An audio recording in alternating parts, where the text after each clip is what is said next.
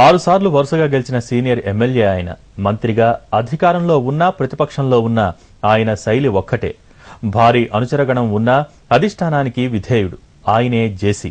ఈ టర్మ్లో రెండోసారి ప్రొటెం స్పీకర్ గా వ్యవహరిస్తున్న జేసీపై స్పెషల్ స్టోరీ ఇప్పుడు చూద్దాం.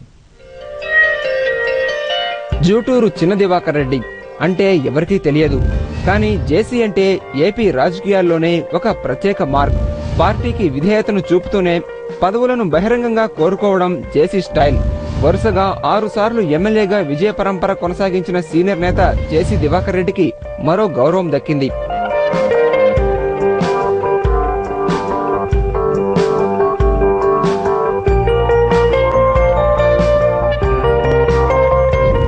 జేసీ దివాకర్ రెడ్డి రెండోసారి ప్రొటెం స్పీకర్ గా వ్యవహరించనున్నారు. 2009లో వైఎస్ రెండోసారి అధికారం చేపట్టినప్పుడు తొలిసారిగా ప్రొటెం స్పీకర్ హోదా అలంకరించిన జేసీ ఎమ్మెల్యేలందరి చేత ప్రమాణం చేయించారు. రెండోసారి ఇవాళ జరుగుతున్న స్పీకర్ ఎన్నికను నిర్వహించనున్నారు. డిప్యూటీ స్పీకర్ పదవికి నాదెండ్ల మనోహర్ రాజీనామా చేసి స్పీకర్ బరిలో నిలవడంతో జేసీని గవర్నర్ ప్రొటెం స్పీకర్ గా ప్రకటించారు.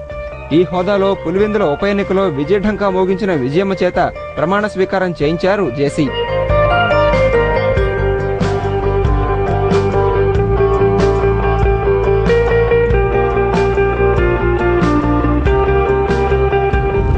స్వాతంత్ర్య సమరయోధుడైన తన తండ్రి జేసీ నాగిరెడ్డి నుంచి రాజకీయ వారసత్వాన్ని అందుకున్నారు. 1983లో తొలిసారి అసెంబ్లీ నుంచి పోటీ చేసి ఓడిన జేసీ ఇప్పటి వరకు జరిగిన 6 సాధారణ ఎన్నికల్లోనూ వరుసగా విజయం సాధించారు. జేసీ దివాకర్ రెడ్డి అనంతపురం రాజకీయాల్లో చక్రం తిప్పగలరు. జిల్లాలోని 14 నియోజకవర్గాల్లోనూ ఆయనకు భారీ అనుచరగణం ఉంది. అయితే తమ నాయకుడి సీనియారిటీకి తగ్గ గౌరవం దక్కలేదని జేసీ అనుచరులు చెప్తుంటారు. 2004లో వైఎస్ కేబినెట్లో ఉన్న 2009లో మొండిచేయి లభించింది. రోసయ్య, కిరణ్ కేబినెట్లో పదవి కోసం ఆయన చేసిన పైరవీలు విఫలమయ్యాయి.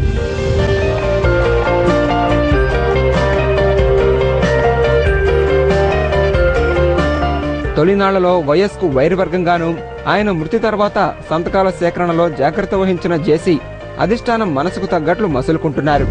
తాజా ఎమ్మెల్సీ ఎన్నికల్లో రెబల్ ఆపరేషన్ సక్సెస్ చేసిన జేసీ ఎప్పటికీ కాంగ్రెస్ లోనే ఉంటానని స్పష్టం చేశారు.